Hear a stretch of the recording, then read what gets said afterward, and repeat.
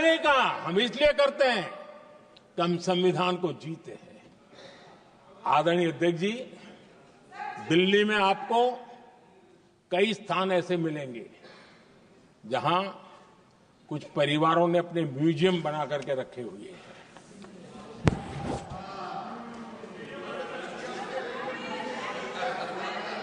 जनता जनार्दन के पैसों से काम हो रहा है। लोकतंत्र का स्पिरिट क्या होता है, संविधान को जीना किसको कहते हैं, हमने पीएम म्यूजियम बनाया और देश के पहले से लेकर के मेरे पूर्व तक के सभी प्रधानमंत्रियों के जीवन को और उनके कार्य को उस पीएम म्यूजियम बनाया गया है। और मैं तो चाहूंगा कि पीएम म्यूजियम में जो जो महापुरुष हैं उनके परिवारजनों ने समय निकाल करके उस म्यूजियम को देखना चाहिए और उसमें कुछ जोड़ने के लगता है तो सरकार का ध्यान आकर्षित करना चाहिए ताकि वो म्यूजियम समृद्ध हो और देश के बालकों को प्रेरणा दे। ये होता है संविधान की भावना।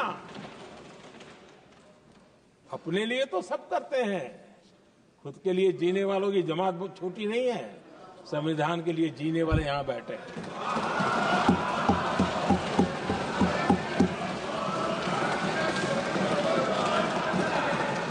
आदरणीय अध्यक्ष जी,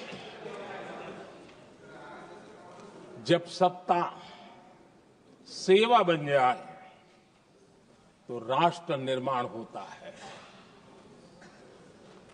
जब सत्ता को विरासत बना दिया जाए तब लोकतंत्र खत्म हो जाता है।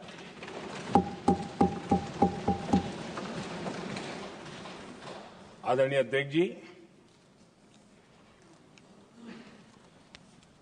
हम संविधान की भावना को लेकर के चलते हैं। हम जहर की राजनीति नहीं करते हैं।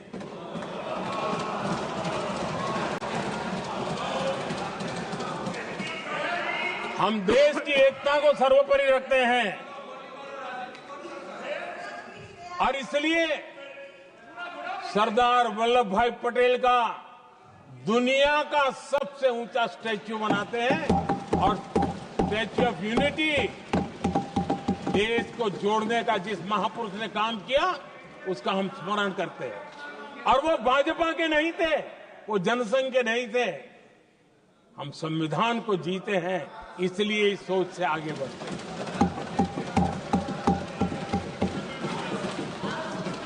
आदरणीय अध्यक्ष जी, ये देश का दुर्भाग्य है कि आजकल कुछ लोग अर्बन नक्सल की भाषा खुलेआम बोल रहे हैं।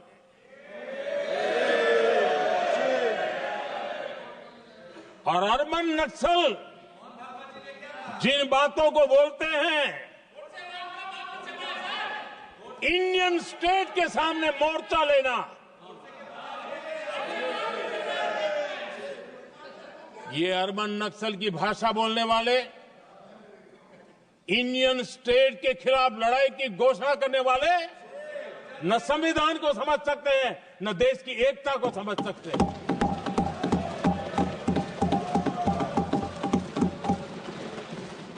आदरणीय अध्यक्ष जी, 7 दशक तक जम्मू एंड कश्मीर और लद्दाख उसे संविधान के अधिकारों से वंचित रखा गया।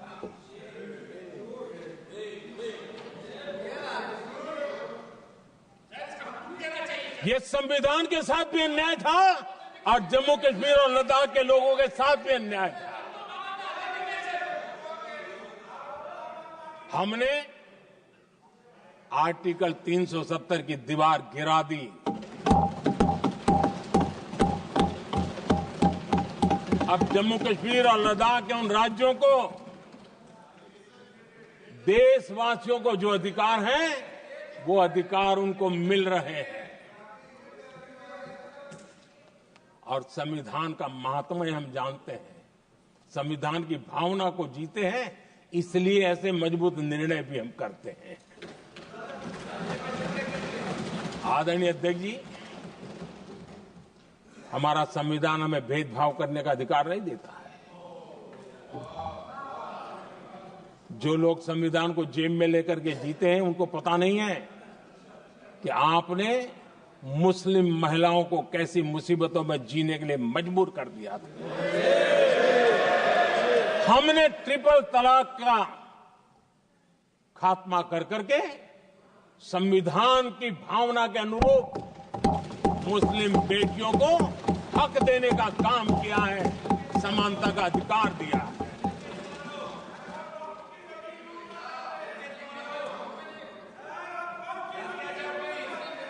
जब भी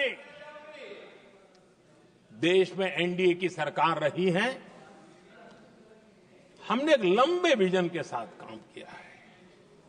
पता नहीं देश को बांटने के लिए किस किस प्रकार की भाषाओं का प्रयोग किया जा रहा है। हताशा, निराशा पता नहीं उनको कहां तक ले जाएगी, लेकिन हमारी सोच कैसी है, एनडीए के साथी मिलकर के किस दिशा में सोचते हैं।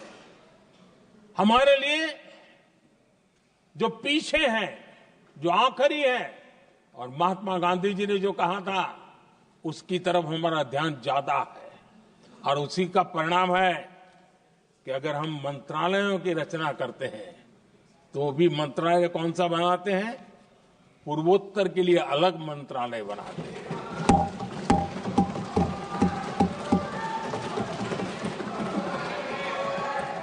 हम देश में इतने साल हो गए, अटल जी आए तब तक किसी को समझ नहीं आया था।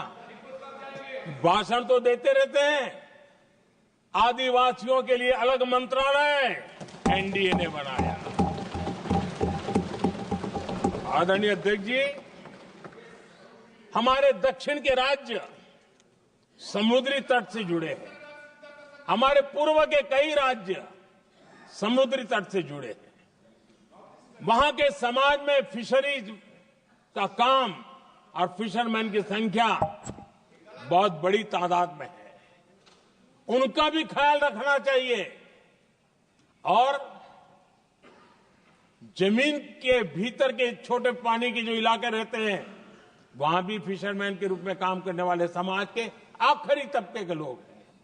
ये हमारी सरकार है जिन्हें फिशरीज के लिए अलग मंत्रालय बनाया।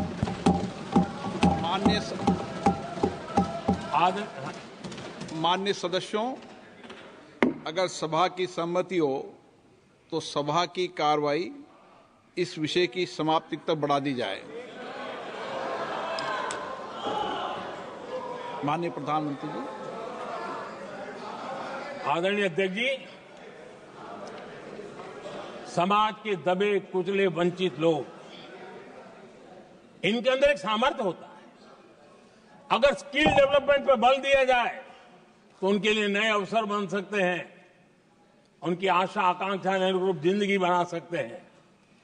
और इसलिए हमने अलग स्किल मंत्रालय बनाया। आदरणीय अध्यक्ष जी, देश में लोकतंत्र का पहला धर्म होता है कि हम सत्ता को सामान्य से सामान्य नागरिक तक उसका अवसर मिले। और इस बात को ध्यान में रखते हुए भारत के कोऑपरेटिव सेक्टर को और समृद्ध बनाने के लिए और तंदुरुस्त बनाने के लिए देश के करोड़ों लोगों को जोड़ने का उसमें अवसर है। अनेक क्षेत्रों में कोऑपरेटिव मूवमेंट को बढ़ाया जा सकता है और उसको ध्यान में रखते हुए हमने अलग कोऑपरेटिव मंत्रालय बनाया। विजन क्या होता है ये यहां पता चलता है। आदरणीय अध्यक्ष जी, जाति की बातें करना कुछ लोगों के लिए फैशन बन गई है। पिछले 30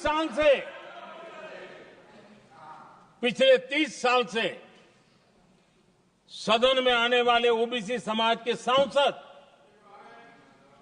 दलों के भेदभाव से ऊपर उठ करके एक होकर के 30-35 साल से मांग कर रहे थे कि ओबीसी कमीशन को संवैधानिक दर्जा दिया जाए। जिन लोगों को आज जातिवाद में मलाई दिखती है, उनको उस समय ओबीसी समाज की याद नहीं आई। ये हम हैं जिन्होंने ओबीसी समाज को संवैधानिक दर्जा दिया। पिछड़ा वर्ग आयोग आज संवैधानिक व्यवस्था में जो है। आदरणीय अध्यक्ष जी, हर सेक्टर में एससी, एसटी, ओबीसी को ज्यादा से ज्यादा अवसर मिले, उस दिशा में हमने बहुत मजबूती के साथ काम किया है। मैं आज इस सदन के माध्यम से देशवासियों को उनके सामने एक अहम सवाल रखना चाहता हूं। और अध्यक्ष महोदय, जरूर देशवासी मेरे इस सवाल पर चिंतन भी करेंगे और चौराहे पर चर्चा भी करेंगे। कोई मुझे बताएं, क्या एक ही समय में संसद में एससी वर्ग के एक ही परिवार के 3 सांसद कभी हुए हैं क्या?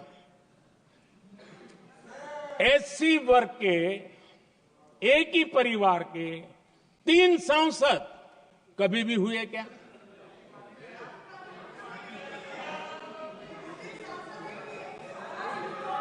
मैं दूसरा सवाल पूछता हूं, कोई मुझे बताए कि एक ही कालखंड में, एक ही समय में संसद में एसटी वर्ग के एक ही परिवार के 3 एमपी हुए हैं क्या?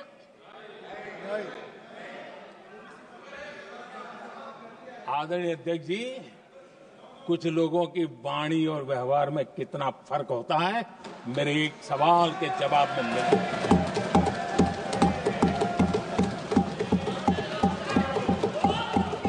जमीन आसमान का अंतर होता है, रात दिन का अंतर होता है।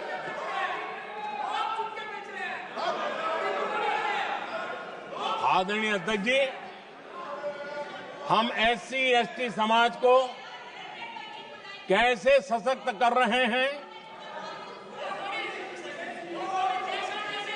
आदरणीय अध्यक्ष जी, समाज में तनाव पैदा किए बिना एकता की भावना को बरकरार रखते हुए समाज के वंचितों का कल्याण कैसे किया जाता है, इसका मैं एक उदाहरण देता हूं।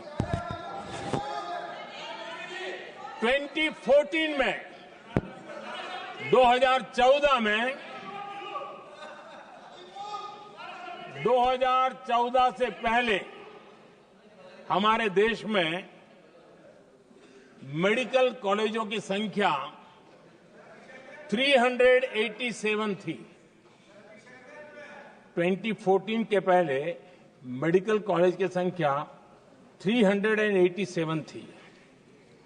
आज 780 मेडिकल कॉलेज हैं।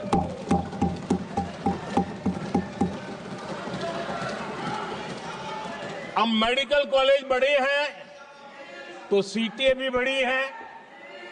ये बहुत महत्वपूर्ण एंगल है आदरणीय अध्यक्ष जी, और इसलिए कॉलेजें बड़ी हैं, सीटें भी बड़ी हैं। 2014 में हमारे देश में एससी छात्रों की 2014 से पहले हमारे देश में एससी छात्रों की एमबीबीएस की सीट 7,700 थी। हमारे आने से पहले दलित समाज के हमारे 7,700 युवा डॉक्टर बनने की संभावना थी। 10 साल हमने काम किया। आज संख्या बढ़कर एससी समाज के 17,000 एमबीबीएस डॉक्टर की व्यवस्था की है। कहां 7,700 कहां 17,000। अगर दलित समाज का कोई कल्याण का और समाज में तनाव लाए बिना एक दूसरे के सम्मान को बढ़ाते हुए, आदरणीय अध्यक्ष जी, 2014 के पहले एसटी छात्रों के लिए एमबीबीएस की सीटें 3,800 थी। आज ये संख्या बढ़कर लगभग 9,000 हो गई है।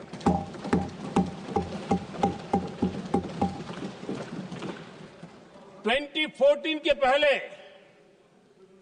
ओबीसी के छात्रों के लिए एमबीबीएस में 14,000 से भी कम, 14,000 से भी कम सीटें थी। आज इनकी संख्या लगभग 32,000 हो गई है। ओबीसी समाज के 32,000 एमबीबीएस डॉक्टर बनेंगे। आदरणीय अध्यक्ष महोदय, पिछले 10 साल में हर सप्ताह एक नई यूनिवर्सिटी बनी है।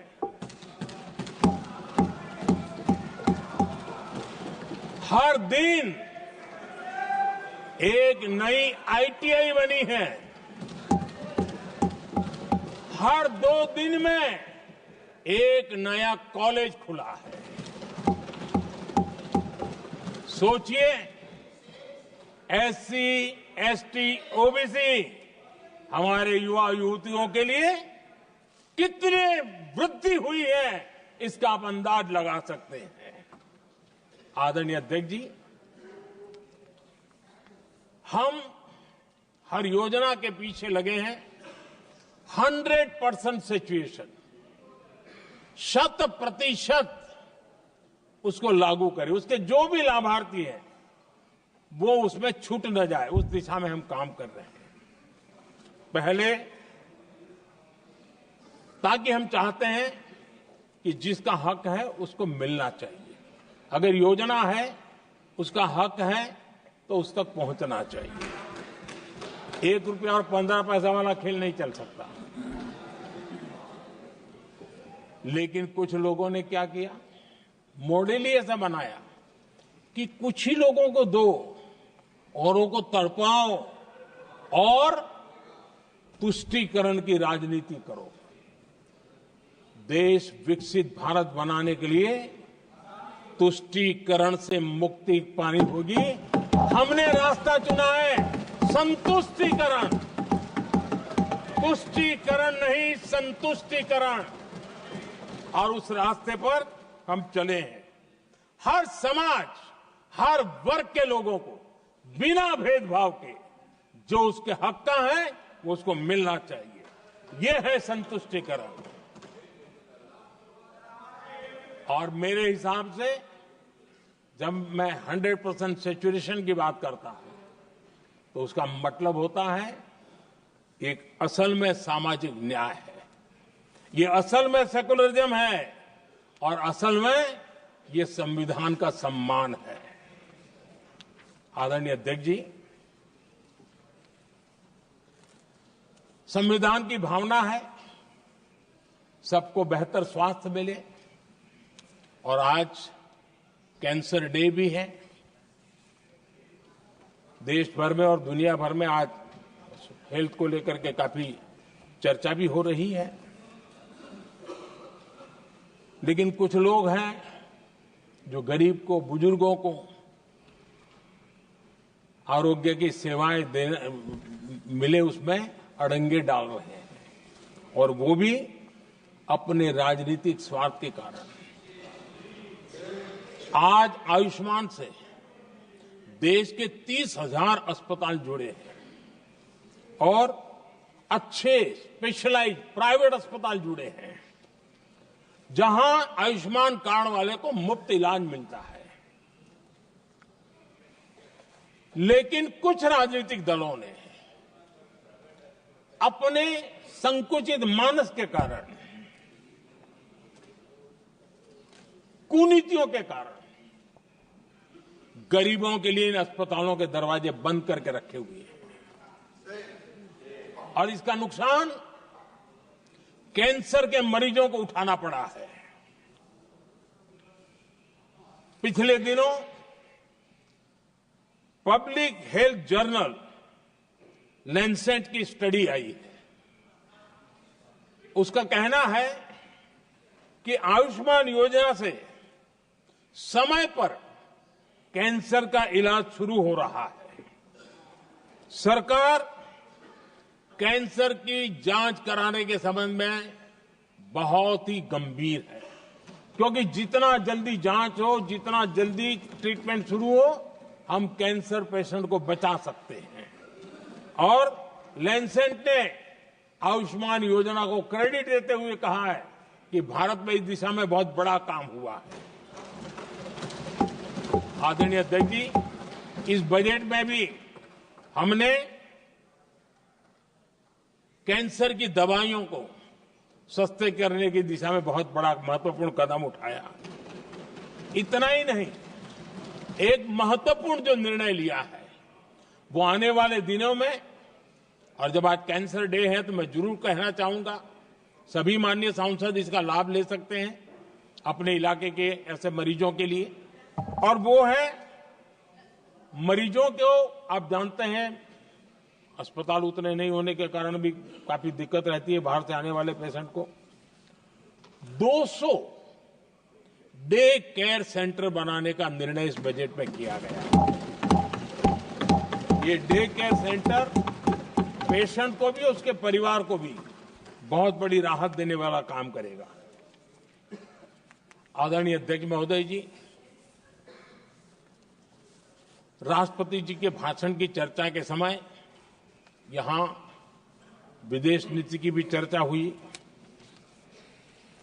और कुछ लोगों को लगता है जब तक फॉरेन पॉलिसी नहीं बोलते तब तक वो मैच्योर नहीं लगते, इसलिए उनको लगता है फॉरेन पॉलिसी तो बोलना चाहिए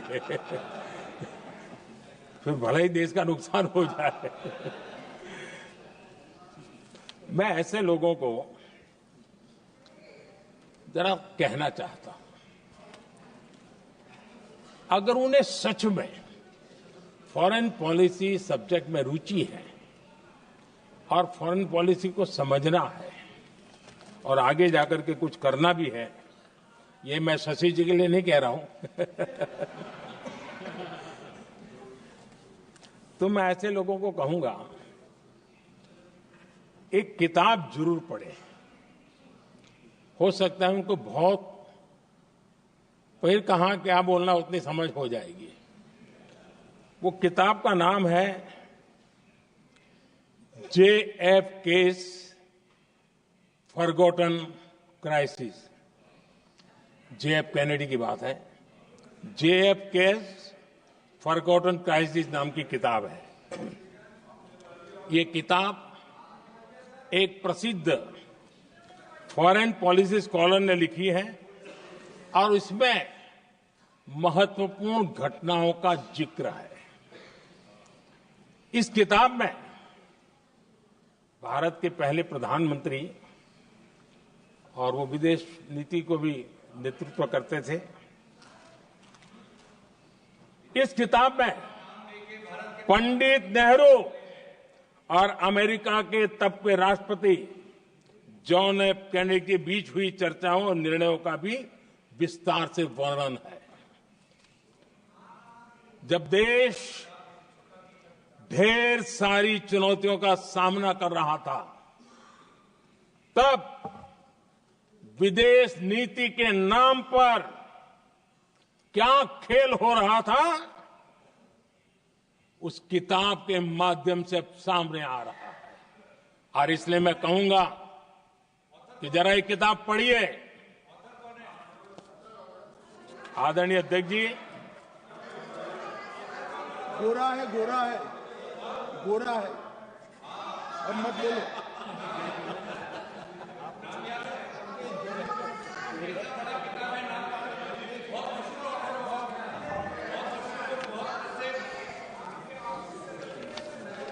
आदरणीय अध्यक्ष जी, राष्ट्रपति जी के अभिभाषण के बाद एक महिला राष्ट्रपति जी,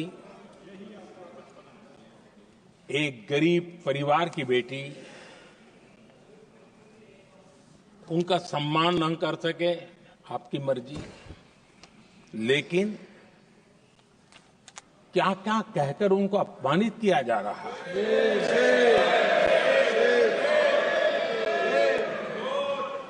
मैं राजनीतिक हताशा निराशा समझ सकता हूं, लेकिन एक राष्ट्रपति के खिलाफ क्या कारण है?